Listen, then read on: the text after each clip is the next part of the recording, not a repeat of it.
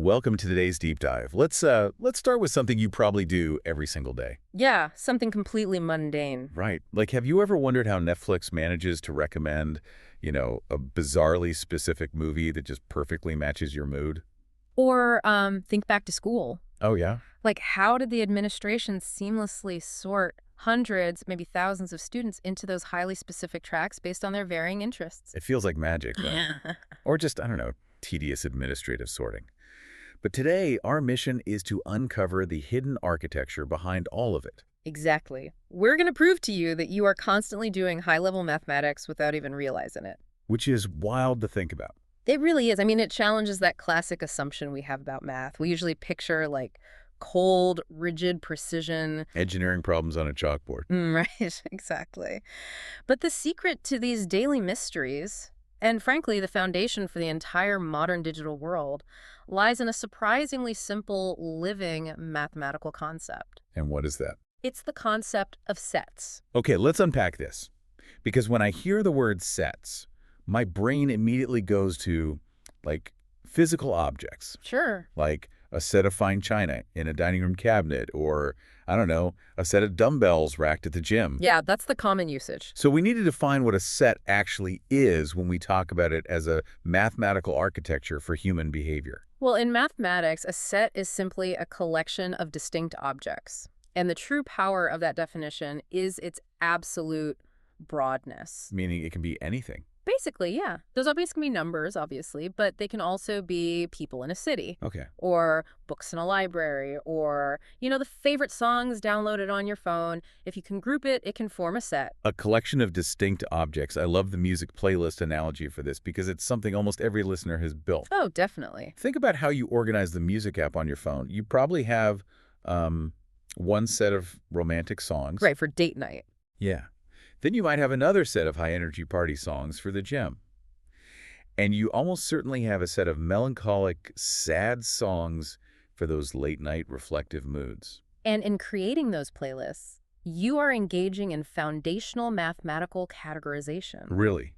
Just by making a playlist? Yeah, I mean, you are setting up a parameter, say, high energy, and then you are evaluating distinct objects, which are the individual songs. Right, okay. And then you're sorting them into that mathematical boundary based on their specific properties. I do want to push back on the parameters of that definition, though. Oh, but go ahead. We are calling them a collection of distinct objects. Yes. Does that mean the categories themselves have to be totally rigid? Because, like, human emotion isn't cold and binary. That's a really good point. Right. My mood when I listen to a playlist isn't perfectly distinct from my mood an hour later. Well, that's a vital distinction to make. The word distinct in the mathematical definition refers exclusively to the objects inside the bucket. Okay, so not the bucket itself. Exactly, not the bucket itself. In your playlist, every single song is a unique, distinct audio file. So song A is fundamentally not song B. Right. They have different runtimes, different sound waves, but the rule that defines the set, like the conceptual category of romantic or sad, that is a completely fluid parameter that we just invent. I see. So we create the buckets because of our own cognitive load. Exactly the point. Wait, let's dig into that cognitive load aspect. We can't actively hold 10,000 individual distinct songs in our active memory. No, of course not. We can't perfectly recall the emotional resonance of every single track we've ever heard. Right. So we create these thematic buckets just to make the vastness of our own music library manageable. The math is essentially like a coping mechanism for an overwhelming amount of data. That's a brilliant way to frame it. The mathematics of sets gives us a formalized language for that innate human instinct. We just have to group things to survive. Yeah, we have to group and sort to survive in a complex environment. We draw a boundary line and say, everything inside this line shares a property I care about. Here's where it gets really interesting. Because those boundary lines we draw, they aren't concrete walls. No, not at all. Human emotion is complex, which means these mathematical categories inevitably start to bleed into one another. Like a single song can easily belong to more than one set. It's actually more common than not in human systems. Take a classic heartbreak anthem. It's about unrequited love, so it fits perfectly into your romantic playlist. Sure. But it's also devastating, so it belongs in your sad, late-night mood playlist. The distinct object exists in two distinct sets. And this brings us to the first crucial mathematical operation we need to understand. Okay, what's that? When a distinct object exists in two different sets simultaneously, mathematicians call this an intersection. An intersection. Yeah, an intersection is defined simply as the common elements between two sets. Oh, so if we visualize a Venn diagram, it's that football-shaped overlap right in the middle. Yes, exactly. And real life happens almost entirely in that overlap. Good. Yeah, I mean, pure, isolated sets where an object only has one single defining characteristic, those are incredibly rare outside of a textbook. We really do live our lives in the intersections. Let's move this from the personal scale of a phone playlist to, like, the social scale of a school. Okay, let's do it. Imagine your high school environment. You have a massive set representing the entire student body. Right, the universal set, basically. Within that, you have a smaller set of students who absolutely love mathematics. The analytical thinkers. Right. And then you have another set of students completely devoted to the sciences, biology, chemistry, physics. Sure. But there is a very specific group that emerges when those two circles overlap, the students who love both mathematics and science. Yes. I find it fascinating that these students are often referred to as legends in this context. Why do you think that specific word applies here? Well, it speaks to the statistical rarity and honestly the inherent value of intersections. Think about the mechanics of what's happening. When you take the set of people who love math and the set of people who love science, both are broad categories. Yeah, you might have hundreds of kids in each. Right. But when you mandate an intersection, when you demand that a person possesses both traits simultaneously, you are applying multiple aggressive filters. Oh, I get it. You're narrowing the field down. It's essentially a process of elimination. Exactly. You are slashing the probability of finding a match. Wow. Each time you intersect another set, the resulting group becomes exponentially smaller, more specialized, and harder to find. So they earn that legend title because possessing multiple distinct passions simultaneously makes you a statistical outlier. Precisely. The intersection is the ultimate mathematical tool for finding extreme specificity within an ocean of broad data. That makes perfect sense of the mechanics. If you just want to listen to a sad song, you have 1,000 options. Right, the filter is weak. But if you want a song that is sad, A&D romantic, Yeah. A&D features an acoustic guitar, A&D is under 3 minutes long. Now you're intersecting 4 different sets. Yeah. You are hunting for a musical unicorn. You're filtering down to a hyper-specific emotional resonance. And every A&D you add to that requirement is a mathematical intersection shrinking your pool of options. So if an intersection is all about filtering, like using that A&D function to shrink the pool, I'm guessing there's a mathematical operation for doing the exact opposite. You would guess correctly. What happens when we don't want to narrow our focus, but we actually want to expand our resources? Well, that requires a completely different fundamental operation. Let's use a sports analogy here, like organizing a local football match. You are the manager of a team, and you're staring at your roster. Okay. You have one set of players who are incredibly fast. They have breakaway speed, great endurance. Right. Then you have another entirely different set of players who are incredibly strong. The heavy hitters, the defenders. 2 distinct sets, defined by 2 distinct physical attributes. Exactly. Now, if you only put the fast players on the pitch, you're going to get out-muscled and pushed around. Absolutely. But if you only play the strong players, the other team will just outrun you. Right, so you can't just rely on one. The solution isn't to pick one or the other. You put both sets of players onto the same team to create a comprehensive, powerful squad. And in mathematics, pooling those resources is called the union of sets. The union. Yes. What's fascinating here is how intuitively we rely on the concept of union to build capacity in the real world. Give me an example. Well, we use it for team building, obviously, but also for corporate mergers or community organizing. We do this long before we realize we are executing a mathematical principle. Let's contrast union with intersection to really drill down into the mechanisms. Good idea. An intersection is about filtering. It asks, what is shared? And it shrinks the pool using the logic of A&D. Right. A union is about synthesis. It asks, what happens when we pool everything together? And it expands the pool using the logic of OR. That OR logic is the absolute key. To be in the union, a player only needs to be fast or strong. They don't need to be both. Exactly. They don't need to be both. It's profoundly powerful because it's how we aggregate distinct, separate capabilities into a unified functional whole. It's a mathematical strategy for eliminating blind spots. Hmm. The fast players cover the tactical weaknesses of the strong players, Yep. and the strong players protect the fast ones. Right.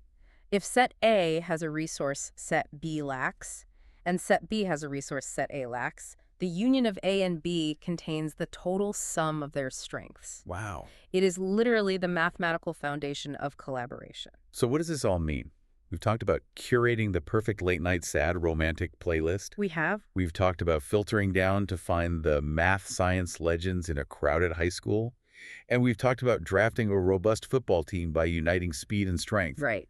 These are fun, relatable analogies, but why should you, the listener, care about these mathematical definitions on a Tuesday morning? Well, if we connect this to the bigger picture, the scale of this math is staggering. How big are we talking? Massive. You need to care because these exact principles, the sets, the intersections, the unions that you use intuitively to organize your desk, Yeah.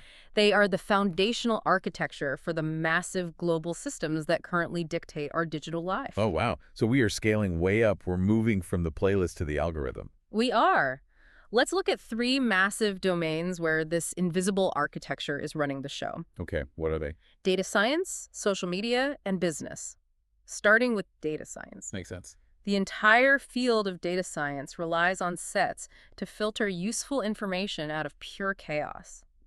Imagine a server farm containing a database with 3 billion distinct user records. That is a lot of data. How does a scientist actually find anything meaningful in that? They certainly can't scroll through it manually. It would take lifetimes. It's computationally impossible. Instead, they use sets. A data scientist will write a query that essentially says, show me the set of all users located in the Pacific Northwest. Okay, that's a massive set. Then they say, now compute the intersection of that geographic set with the set of users who made a retail purchase in the last 30 days. Ah, I see. They're using mathematical intersections to slice away the noise. Exactly. It's the exact same logic as finding the sad romantic song, just applied to billions of data points instead of 100 audio files. The scale changes, but the core mechanism is identical. And doing this computationally requires the system to check the boundary conditions of millions of distinct objects simultaneously. Just to see which ones survive the filter. Right. Which brings us to the domain that impacts the listener the most on a daily basis, I think. Social media. Oh, absolutely. We've all had that slightly creepy experience where our feeds feel like they're reading our minds. You feel psychic. It really does. Walk us through how social platforms use sets to map our interests. Well, it feels like magic, but I promise you it is just intersections and unions firing at light speed. Really? Just that, pretty much. When you open a social media app, every single micro-action you take assigns you into a new set. Like what kind of action? Say you pause for 3 seconds on a video about baking sourdough. The algorithm drops your user ID into the baking interest set. Okay. Or you watch a travel vlog all the way to the end without swiping, you are instantly added to the travel interest set.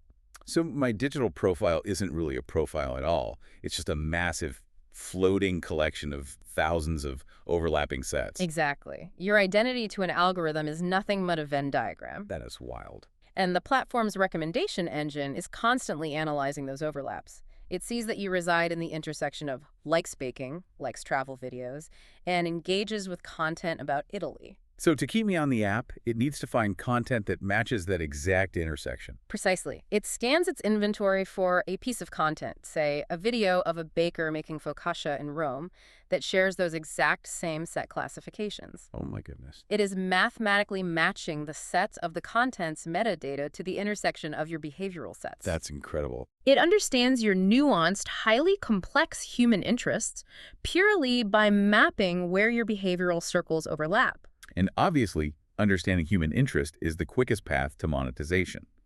Which brings us to the final macro example. Right, business. Companies use these identical mathematical principles to target the right customers. Because advertising is incredibly expensive. Yeah, I can imagine. If you are selling a high-end luxury car, you do not want to waste money showing your ad to a set of people who don't even have driver's licenses. That would be a huge waste. Exactly. You use the union of sets to build a large enough audience to make the campaign profitable. Okay. But you use the intersection of sets to filter that audience down, so you are only paying to reach the people statistically most likely to buy your product. Let's trace the math on an ad campaign. Mm-hmm. An advertiser might use a union to cast a wide net. Right. Say, creating a pool of people who read financial news or people who visit luxury hotel websites. Yeah. That gives them volume. Yes, exactly. But then they need specificity, so they compute the intersection of that combined group with people who live within 50 miles of our local dealership. You've got it perfectly.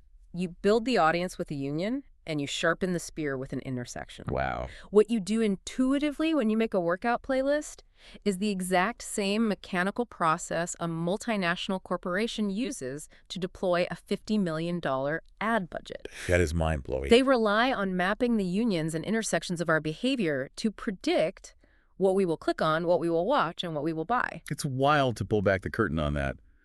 We tend to think of ourselves as so infinitely complex, so spontaneous and unpredictable. Of course we do. But to an algorithm computing these equations at scale, our behavior can be remarkably accurately mapped just by seeing where our circles overlap. It's humbling, isn't it? It really is. We think we're being unique, but we're really just occupying a very specific mathematical coordinate. Well, we are infinitely complex, Mm-hmm. but set theory was explicitly designed to tame complexity. It translates the chaos of human nature into a language a machine can read. Bringing the lens all the way back down from these massive tech algorithms and multinational businesses to your immediate daily habits. Right back to the personal level. The core takeaway from today's deep dive completely shifts how you view your daily routine whenever you categorize your email inbox into folders. Or group your friends into different group chats for different occasions. Exactly. Or when you compare the features of two different laptops before buying one. You aren't just doing mindless administrative tasks. Yeah. You are actively doing mathematics. You are applying the fundamental principles of set theory. You are defining parameters for a bucket, identifying distinct objects to put inside, Yeah. finding the intersections to filter out the noise, and creating unions to synthesize your resources. It is the invisible architecture of your life. And I want to leave you, the listener, with a final thought to mull over on your own time. A little something extra. We've established that every time we categorize our notes or curate our feeds, we're essentially doing math. Yes, we have. And we know that social media algorithms and major businesses are using those exact same mathematical operations to map our interests and target our wallets. Right. The micro and the macro are running on the exact same operating system. Which raises a fascinating, almost existential question. What's that? Well, if the global algorithms are defining us by the intersections of our digital behaviors, and we are organizing our own lives by the sets we intuitively create, Right. are our unique individual identities just a highly complex series of mathematical intersections? Oh, wow. When you feel like you are just being uniquely you, are you simply occupying a very specific, statistically rare overlap of 1,000 different sets? That is heavy. The next time you sit down to curate a music playlist, or you get a scarily accurate, hyper-specific movie recommendation, you have to ask yourself, Yeah. are you organizing the math, or is the math organizing you? That is definitely a thought that will keep you up at night staring at your late-night mood playlist. I'm sure it will. Well, that brings us to the end of our deep dive into the hidden mathematics of our daily lives. Remember, the chalkboard isn't just in the classroom. It is built into the fabric of everything we do. It really is everywhere. Stay curious, stay logical, and keep looking for the math hiding in plain sight.